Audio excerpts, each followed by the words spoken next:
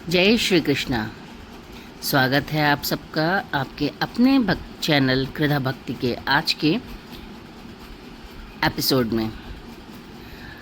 आज जो मैं जानकारी लेके आई हूँ वो बहुत ही रोचक है। आप भी उसके बारे में ज़रूर जानना चाहेंगे। तो कहानी को आगे बढ़ाने से पहले मैं चाहूँगी कि आप सबको भगवान जगन्नाथ का आशीर्वाद यूं ही मिलता रहे, आप सब पर उनकी कृपा बनी रहे। जैसा कि आप सबको पता ही है कि भगवान जगन्नाथ की रथ यात्रा शुक्रवार से यानी कि 27 जून को आषाढ़ की द्वितीया की शुभ तिथि से प्रारंभ हो चुकी है। तो आप सबके मन में उत्सुकता होगी कि आखिर भगवान जगन्नाथ जी इस रथ यात्रा से जा कर रहे हैं। तो आज का जो व्लॉग है उसी से ही संबंधित है, एक छोटी सी कथा है, उसी से ही संबंधित है। तो उससे पहले मैं थोड़ी सी जानकारी देना चाहूँगी।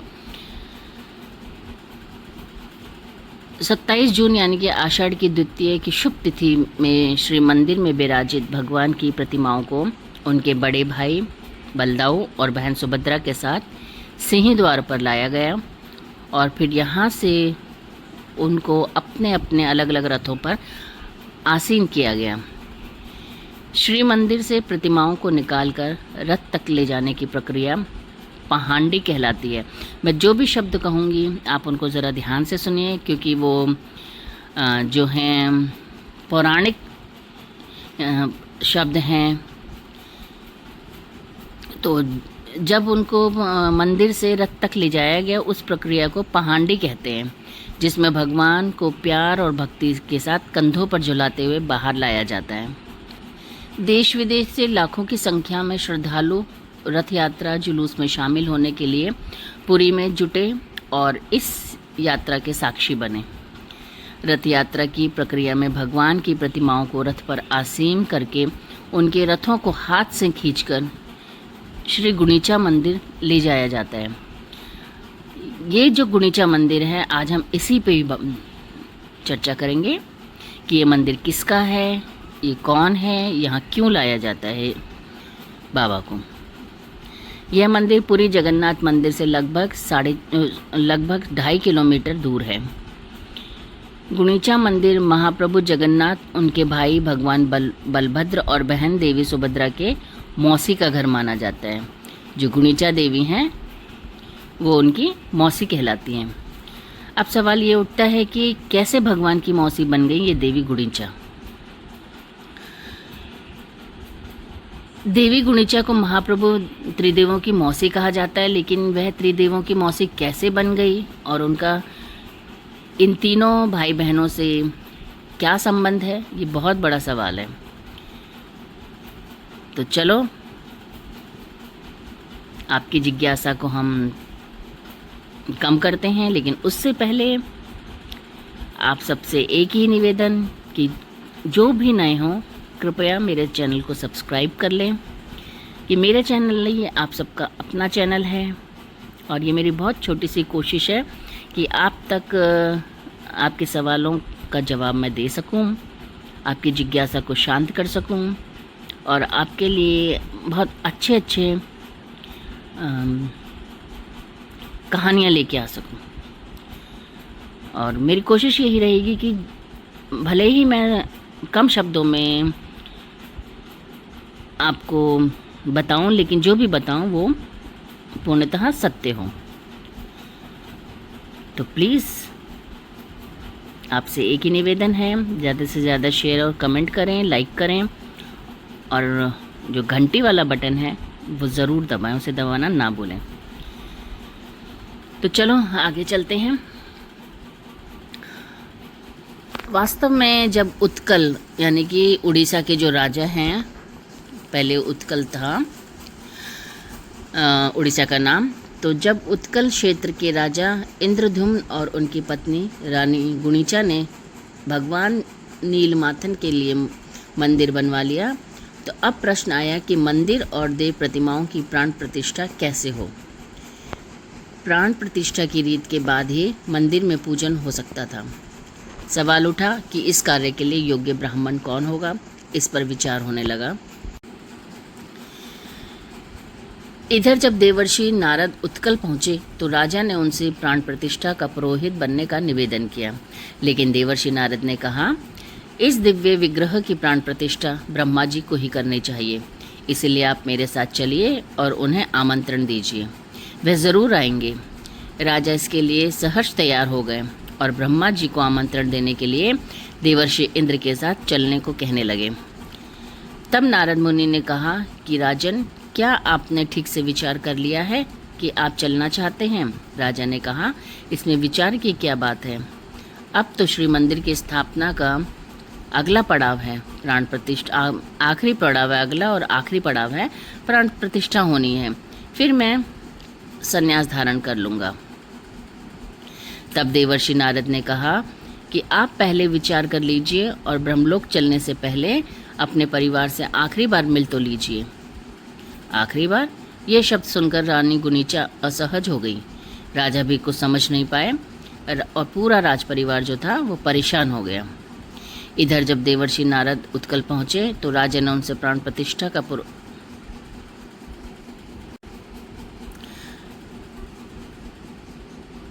तब देवर्षि राजा भी कुछ समझ नहीं पाए, राज परिवार परेशान हो गया।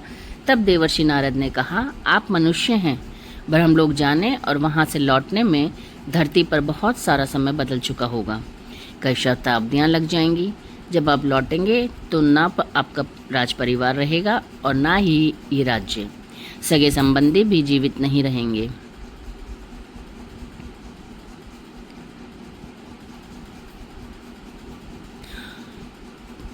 पूरे नीलांचल क्षेत्र में किसी और राजा का शासन रहेगा। आप ब्रह्मदेव को लेकर लौटेंगे तो शायद ही आप इस क्षेत्र को पहचान पाएं। अब राजा के लिए नई परेशानी सामने थी। वह मृत्यु से तो नहीं डरते थे, लेकिन उन्हें इस बात की चिंता थी कि श्री मंदिर की स्थापना नहीं हुई और जब तक ब्रह्मदेव को लेकर लौटे तब तक ये ना जाने किस हाल में हो। देवर्षि नारद ने उनकी इस चिंता को भांपते हुए कहा कि आप ब्रह्मलोक चलने से पहले राज्य में 100 कुएं, जलाशय और यात्रियों के लिए सराय बनवा दें। इसके साथ ही 100 यज्ञ करवाकर पुरी के इस क्षेत्र को पवित्र मंत्रों से बांध दें। इससे राज्य में कीर्ति रहेगी और पूरी क्षेत्र सुरक्षित रहेगा। राजा ने ये सारे कार्य करवा लिए और फिर चलने के लिए तैयार हो गए। तब रानी गुनीचा ने कहा कि जब तक आप लौट कर नहीं आते मैं प्राणायाम के जरिए समाधि में रहूंगी और तप करूंगी। विद्यापति और ललिता ने कहा कि हम रानी की सेवा करते रहेंगे। राजा ने विद्यापति से राज्य को भी संभालने के लिए कहा, लेकिन उन्होंने राजगद्दी पर बैठने से इनकार कर दिया और कहा कि मैं रानी माँ की सेवा करते हुए ही राज्य का संरक्षण करता रहूँगा। ये सारे प्रबंध करने के बाद राजा देवर्षि नारद के साथ ब्रह्मलोक पहुँचे और ब्रह्मा जी से श्री मंदिर की प्राण प्रतिष्ठा के लिए आग्रह किया। ब्रह्मदेव ने राजा की बात मान ली और उनके साथ उत्कल के श्री क्षेत्र पहुँचे। जब वे सभी वापस धरती पर लौटे तो तब तक कई सदियां बीत चुकी थीं। अब पुरी में किसी और का शासन था। राजा के सभी परिजनों की मृत्यु हो चुकी थी, बल्कि उनके सभी संबंधियों की पीढ़ियों में कोई नहीं बचा था। इस दौरान श्री मंदिर भी समय की परतों के साथ रेत के नीचे दब गया था और सदियों तक रेत में ही रहा था। जब राजा ब्रह्मलोक को गए और वापस लौटे तब तक बहुत बदलाव हो चुका था, जैसा कि देवर्षि नारद ने पहले ही राजा को समझा दिया था। राजा इंद्रद्युम्न का राज्य पुरुषोत्तम क्षेत्र काफ़ी बदल चुका था और रही सही कसर समुद्री तूफानों ने पूरी कर दी। जब राजा इंद्रद्युम्न वापस लौटे तब पुरी में एक अन्य राजा गालू माधव का राज्य था। राजा इंद्रद्युम्न के लौटते ही देवयोग से एक तूफान के कारण सागर किनारे बना श्री मंदिर ऊपर आ गया। राजा गालू माधव ने खुदाई कराई और उसकी स्थापना कराने की तैयारी करने लगे। इसी दौरान भूतकाल के राजा रहे इंद्रद्युम्न ब्रह्मदेव को लेकर आ गए। अब नए राजा गालू माधव और प्राचीन राजा इंद्रद्युम्न के बीच विवाद की स्थिति बन गई। तब हनुमान जी संत के वेश में आए और उन्होंने सारे घटनाक्रमों में नए राजा गालू माधव को अवगत कराया। राजा गालू माधव भी कृष्ण भक्त थे। संत वेश में हनुमान जी ने उनसे कहा कि अगर वे राजा सत्य बोल रहे हैं तो इन्हें मंदिर के गर्भगृह का द्वार खोजने के लिए कहो। गालू माधव के कहने पर राजा इंद्रद्युम्न, जिन्होंने इस मंदिर को बनवाया ही था, उन्होंने बड़ी सहजता से रेत में दबे मंदिर के गर्भगृह का मार्ग खोज लिया, जो कि गालू माधव के सैनिक और कारीगर अभी तक नहीं कर पाए थे। मंदिर का गर्भगृह सामने आते ही चारों ओर नील माधव का नीला प्रकाश फैल गया और मंदिर अपनी पूर्णता के साथ सामने आ गया। इधर रानी गुनीचा को भी अपने पति के लौट आने का एहसास हुआ तो वह समाधि से उठी। जब उन्होंने आंखें खोलीं तो सामने एक युवा दंपत्ति हाथ जोड़े खड़ा था। रानी ने उनका परिचय पूछते हुए कहा कि क्या तुम विद्यापति और ललिता के बेटे बहू हो? तब सामने खड़ी दंपत्ति ने कहा कि नहीं, वे तो हमारे बहुत पुराने पूर्वज थे।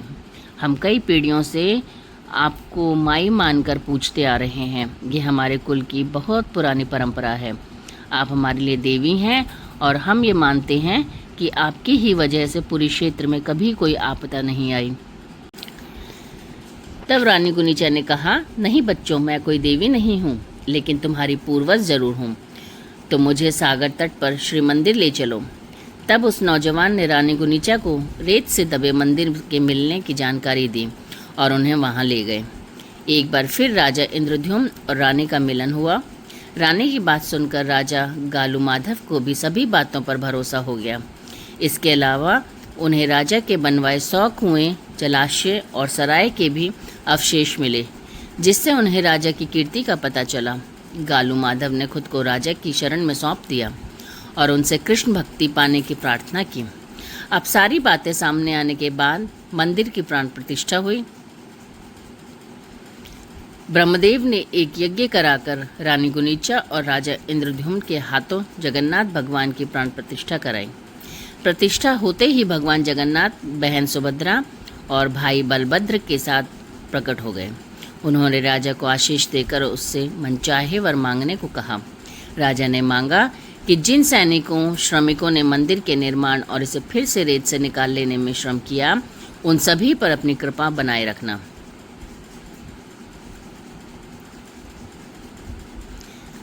भगवान जगन्नाथ ने कहा, और मांगो। तब राजा ने कहा, जब भी जगन्नाथ जी की कथा कही सुनी जाए तो आपके परम भक्त विश्ववसु, मेरे भाई विद्यापति और उसकी पत्नी ललिता का नाम जरूर लिया जाए। भगवान ने कहा, और मांगो। तब राजा ने कहा, इस कार्य के लिए मेरा साथ देते हुए रानी गुनीचा ने अपने मातृत्व सुख को भी त्याग दिया, उसे भी अपने चरणों में विशेष स्थान दीजिएगा। तब भगवान ने कहा, और मांगो। राजा ने कहा, आपके इस मंदिर में दर्शन करने वाले सभी श्रद्धालुओं को धर्मपथ पर चलने का आशीर्वाद दीजिए। भगवान ने कहा, और मांगो। तब राजा ने कहा कि और क्या मांगूं? तब बलभद्र ने कहा, तुमने जो कुछ मांगा है वह दूसरों के लिए मांगा है, क्या तुम्हें खुद के लिए कुछ नहीं चाहिए? तब राजा इंद्रद्युम्न ने कहा, आप तीनों के साक्षात दर्शन के बाद मेरी कोई लालसा नहीं बची। तब भगवान मुस्कुराए और बोले, राजन, तुम्हारी इच्छा अनुसार सभी सेवकों, श्रमिकों पर मेरी कृपा रहेगी। उनकी पीढ़ियां ही मंदिर के अलग अलग कार्यों में सेवा देंगी। विश्ववसु, ललिता और विद्यापति के वंशज ही मुख्य पुजारी होंगे। मंदिर से जुड़े कई विधान इन्हीं के द्वारा संपन्न होंगे। आज भी जगन्नाथ मंदिर में रथ के अलावा नई प्रतिमाओं का निर्माण भी तब से चले आ रहे सेवकों के वंशज ही कर रहे हैं। इसके बाद भगवान रानी गुनीचा की ओर मुड़े और कहा, आपने तो माँ की तरह मेरी प्रतीक्षा की है। आप मेरी माता के जैसी हैं, माँ जैसी गुनीचा देवी। इसीलिए आज से आप मेरी मौसी गुनीचा देवी हो गई हैं। मैं वर्ष में एक बार आपसे मिलने ज़रूर आऊँगा। जिस स्थान पर आपने तपस्या की थी वह स्थान अब मेरी मौसी गुनीचा का मंदिर होगा। इसे देवी पीठ की और मान्यता मिलेगी। हम तीनों भाई बहन आपके पास आया करेंगे और संसार इसे रथ यात्रा के तौर पर जानेगा। इसके साथ ही पुरी के हर राजा को रथ यात्रा मार्ग को स्वर्ण झाड़ से बुहारने का सौभाग्य मिलेगा। रथ यात्रा के मार्ग को बुहारने की प्रथा जो है उसको छेरा पहरा कहलाती है। जो जब रथ यात्रा निकलती है तो उससे पहले पूरे जो रास्ते पे मार्ग पर है सोने की झाड़ू से सफाई की जाती है।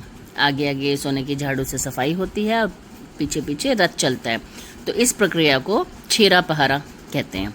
इस तरह भगवान ने राजन, रानी गुनीचा, विद्यापति और ललिता, विश्ववसु और पुरी के तत्कालीन राजा को आशीर्वाद दिया, यानी कि अपने वचन दिया।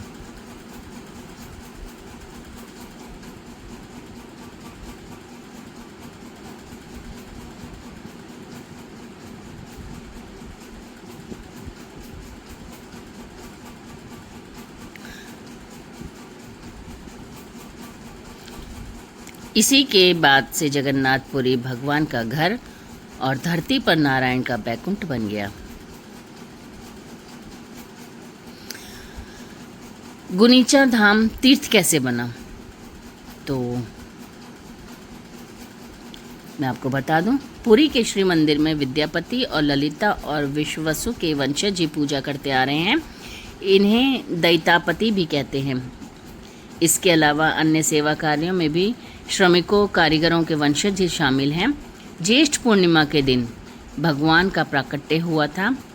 इसे उनके जन्म के तौर पर देखा जाता है और फिर 15 दिन के विश्राम के बाद उन्हें गर्भगृह से बाहर लाकर सभी को दर्शन कराए जाते हैं और रथ यात्रा निकाली जाती है। यही परंपरा आज भी जारी है। इसीलिए भगवान हर वर्ष अपनी मौसी गुनीचा देवी के पास रथ से जाते हैं। राजा इंद्रद्युम्न की पत्नी रानी गुनीचा ही भगवान की मौसी हैं।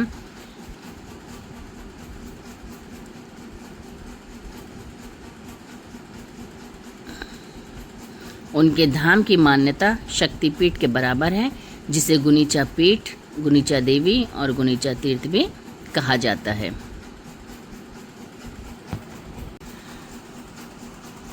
अच्छा, जिसे नहीं जानकारी ना हो तो मैं आपको बता दूं कि जैसे कि मैंने आपको बताया कि ज्येष्ठ पूर्णिमा के दिन भगवान का जन्म होता है। तो जन्म के बाद 15 दिन बाद उनको जब रथ यात्रा पे निकालते हैं, उनके रथ यात्रा निकाली जाती है, उससे पहले भगवान का स्नान होता है, जिसे स्नान यात्रा भी कहते हैं। 108 कलश के जल से। इसके बाद एक प्रथा है जिसके अनुसार भगवान जगन्नाथ जी बीमार पड़ जाते हैं, उनका बाकायदा डॉक्टर को बुला के इलाज करवाया जाता है। और ये जो इलाज की प्रक्रिया है ये गुप्त होती है। उस टाइम पट बंद होते हैं दर्शनों के लिए।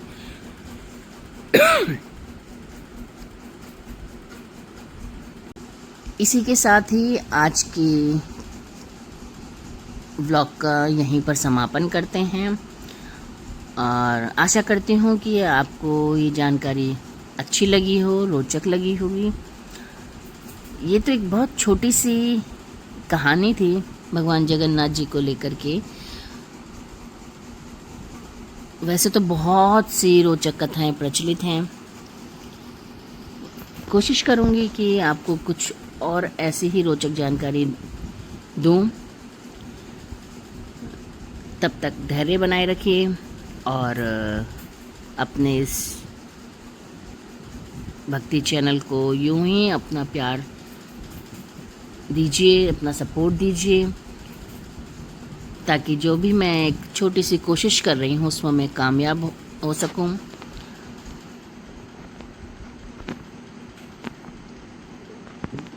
तो चलो फिर मिलते हैं अगले व्लॉग में। तब तक के लिए आप सभी को जय श्री कृष्ण।